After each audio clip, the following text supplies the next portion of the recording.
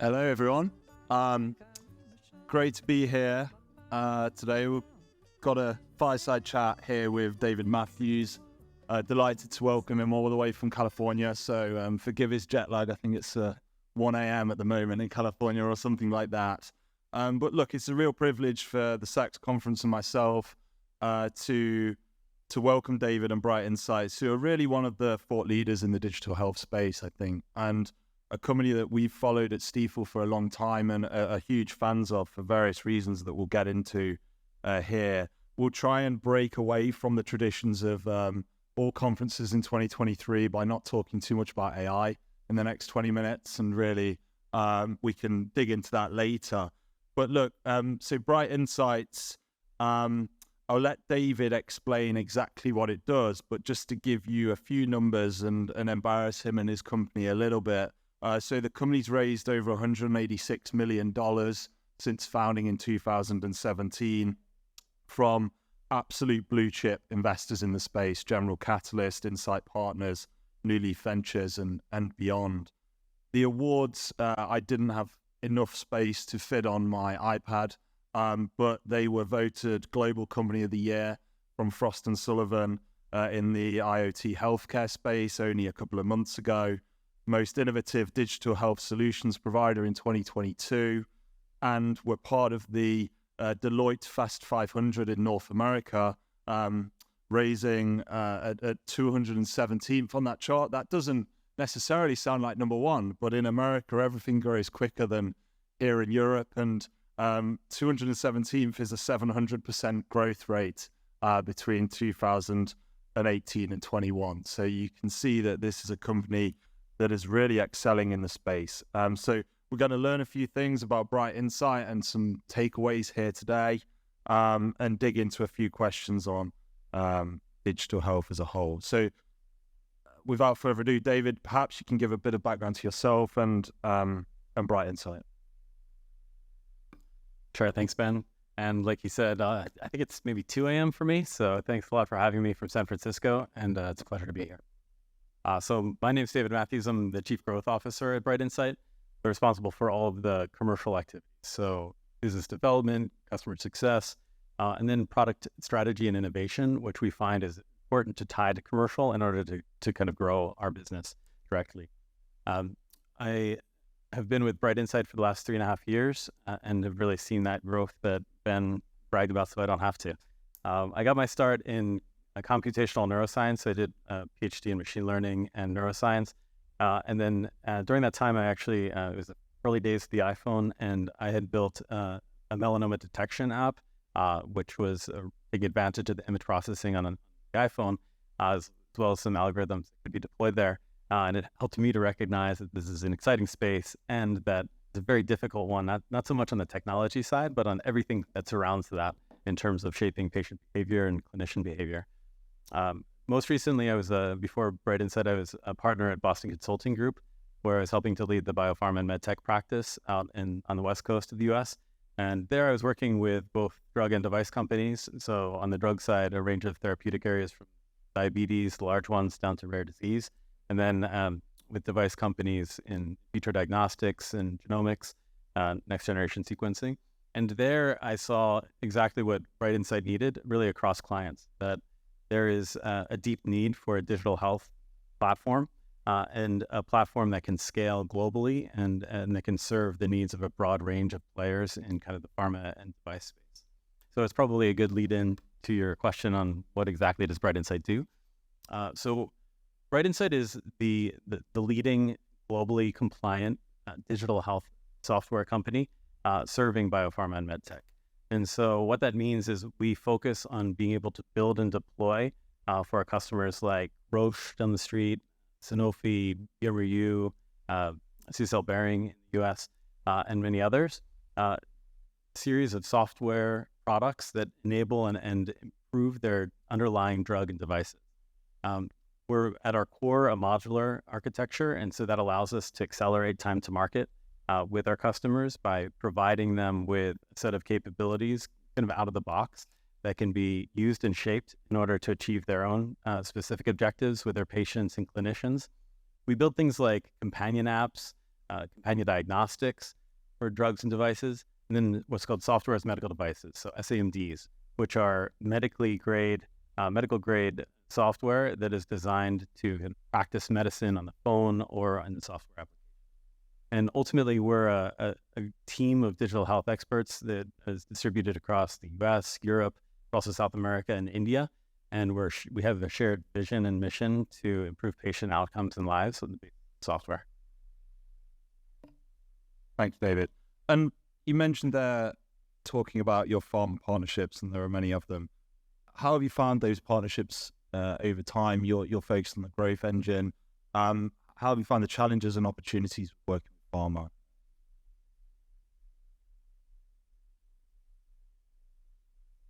Gosh, I'll have to keep remembering that. Pharma is located in a really interesting position in the ecosystem. Obviously, they're best in class by definition in kind of doing the research and the development and the sales of their underlying drug products. And then, what we've seen is this very well intentioned and really an inspiring investment from within pharma to build tools, capabilities around the pill, right? So what are the services that patients could benefit from to improve adherence or to improve drug identification and patient identification for the right patient, drug at the right time? So there's an assorted number of operating models that we see within the four walls of pharma to achieve those kind of innovation objectives, and all with the best of intentions. The challenge I think that we've seen is that because it's newer days for those sorts of operating models, we don't know exactly what works. So pharma companies have tried, I won't go through all the models that we've seen, but we've seen a number around how to accelerate innovation and how to identify and then scale the solutions that best benefit patients. So what we try to do then to support that growth is to really provide focus.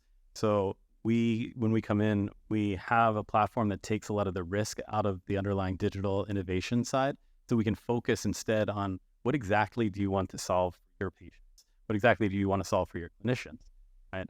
And in particular, we find that focus can help. Maybe the best way to say would be, don't let the perfect be the enemy of the launch, right? So when we have a launch, it's incredibly clarifying around what it is that we should do, and then what data can we get from the market in order to improve and iterate the software product that we've launched. We've actually had pharma customers who have gotten all the way through funding a program to the point of pressing the big green button to launch it, and then deciding not to because of the challenges of whatever political issues exist within the business. And that can be a range of things between affiliates and global, or between what exactly the objective is, or concerns around regulatory in order to launch digital devices. And what we focus on as a result is how can we solve some of those problems ahead of time as we're building and configuring the software, so we can then really have agreement, press go, and then learn from the market. And when we help companies, often they're at various stages, and one thing we really try and drill in on is, how do you validate what you're doing? Where are the proof points? Where's the case study? Could you just give an example perhaps of you working with one of these pharma companies, the outcomes that delivers? Yeah, absolutely. Maybe one of the best examples is with CSL Behring, which is a rare disease business based out of the US, but operating globally. And there's a number of blood-based therapies that they provide. One of them is in primary immunodeficiency. It's a rare disease where it affects the immune system.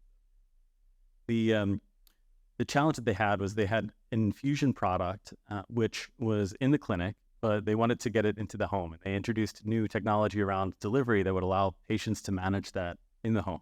But that's a challenge. You're essentially asking patients to then practice medicine themselves. You no longer have a clinician who's actually serving that.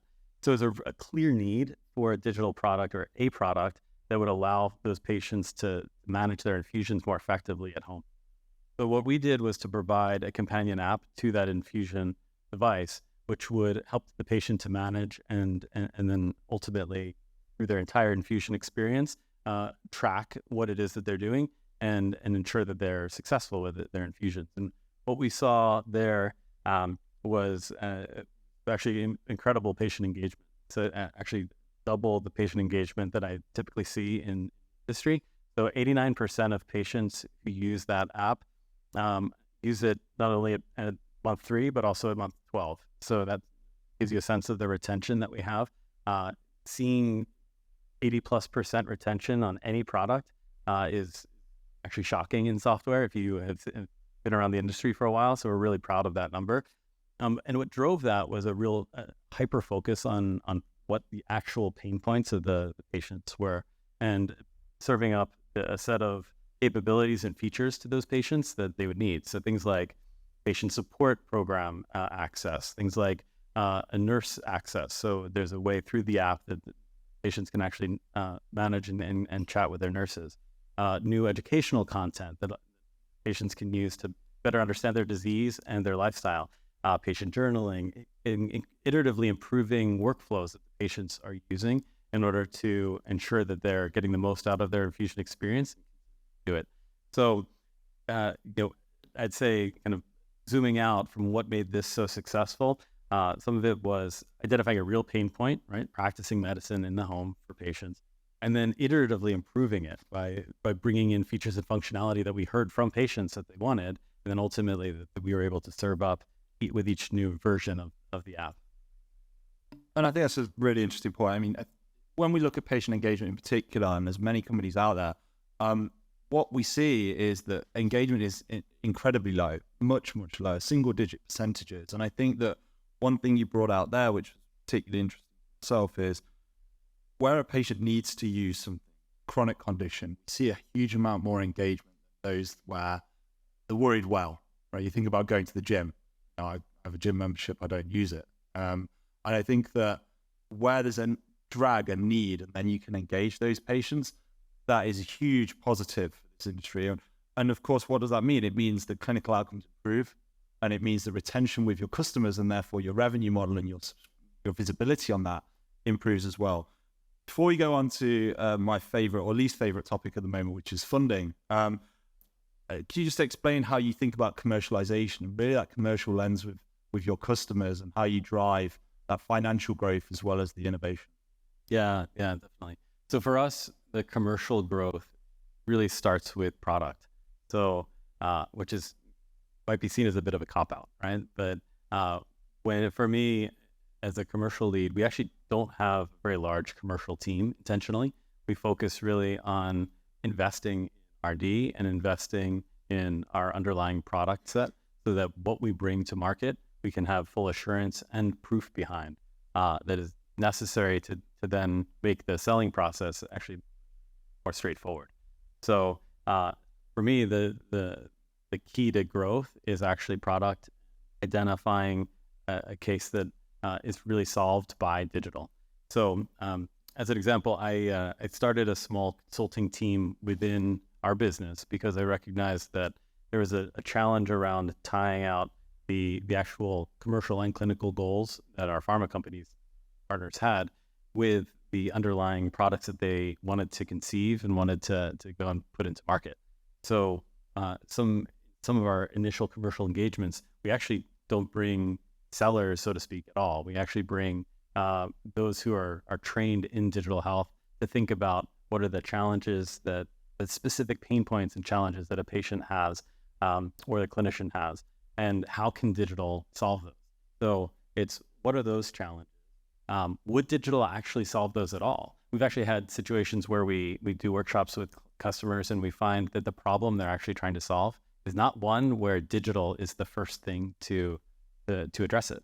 And we're happy to tell them, look, you have to solve problem one before you introduce this digital tool, because the digital tool is not aligned to solving that first and foremost problem that you have in whatever it is, drug uptake or device regulatory issues.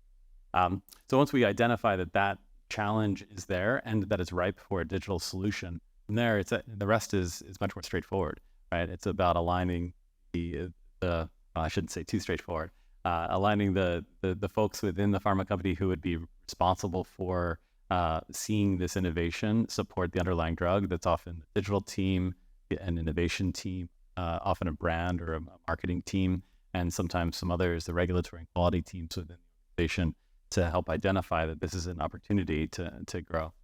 So really, yeah, so I'd say top line is more about getting the product right than about anything else. Fantastic. And then moving on, as I say, to my previously favorite topic and at the moment least favorite topic around funding in this challenging environment. You guys have been very successful in raising capital. Perhaps you could share a couple of insights on how you went about that, the audience. And then secondly, what do you think investors should be looking for here when picking winners in the digital space? Yeah. So we, as you said in the beginning, since 2019, we've raised 186 million in funding, and that was across 3 rounds, starting in 2019 and through to 2021. That money came, and then in 2022 we had, I'll say for this group, we had a round of debt financing, non-dilutive, in order to focus on a continued growth, but in a way that didn't take away, obviously, our equity position. So some of the steps to success there were, I think, true for any funding environment. Our philosophy really hasn't changed from the heyday of 2021 to where we are now, which is that investors are interested in 2 things: stability and financial fundamentals. On the fundamentals side, building and running a business that has a run rate that's maximized based on a burn rate that's minimized is the name of the game. I'd say what we did well and continue to prioritize is to manage that burn rate in a way that's consistent with access to capital. So the best of firms, I think, are able to dial up and dial down what that burn rate looks like on the basis of how expensive capital is. And we've done that in such a way where we are able to continue to hire and retain talent because they see the fact that we're managing not just what we're building and who we're building for, but also how we're building it with efficiency and now being in order to achieve those objectives from a cost perspective. We also just really heavily bias our investment, and that attracts the right type of player internally. And then that's reflected in investor set who sees that our priorities and finds consistent with theirs. And then on the stability side, our top line growth, mentioned the Fast Technology 500 result. We're excited about the fact that we've been able to grow our revenue. But I think the specific piece there that investors have liked seeing is the stickiness of our revenue. We have built a commercial model that's really around annual recurring revenue and ensuring that we have a license model that provides some predictability to revenue over multiple years. And I think that in digital health is a bit unique. We see, I think, in a lot of cases, digital health companies that are running after a proof of concept and find a way to get a statement of work that has a time period and an end date, and ultimately then has very little stickiness for securing and memorializing the relationship that can exist with a pharma company for multiple years and multiple products.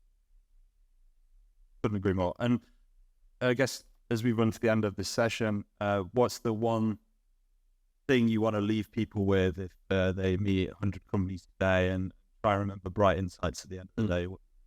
What's the key nexus of BrightInsights? Yeah. Thanks for that.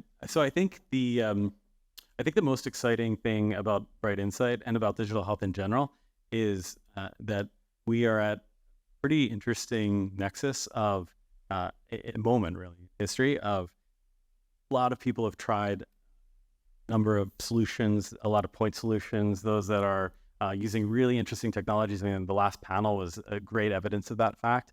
I'm a huge machine learning proponent and practitioner from my past, I wouldn't say now. And I think there's a tremendous opportunity to take advantage of so many of those technologies.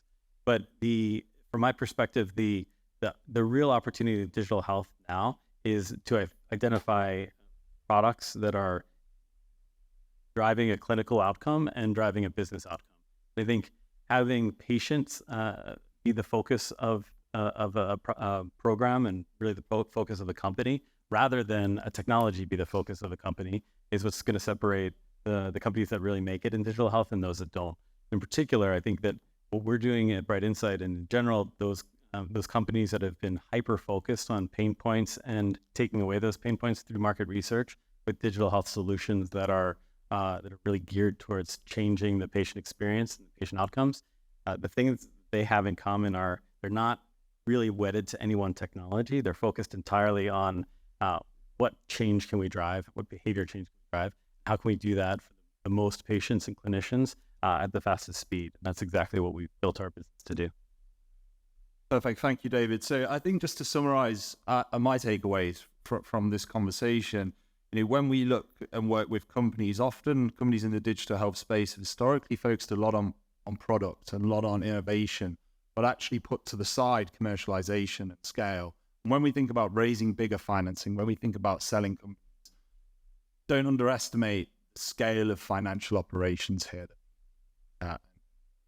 What does that mean? It means delight on the product side, delight your customers. It means focus on the clinical outcomes. That's absolutely critical, but also the business outcomes. And I think that those companies that balance the two and have that laser focus on both are really going to be the winners and scaled players in space. So, but it leaves me to say thank you to David. I think you're around all day and into the evening, so come say hello and buy him a coffee, please. And it'll be good to see you all.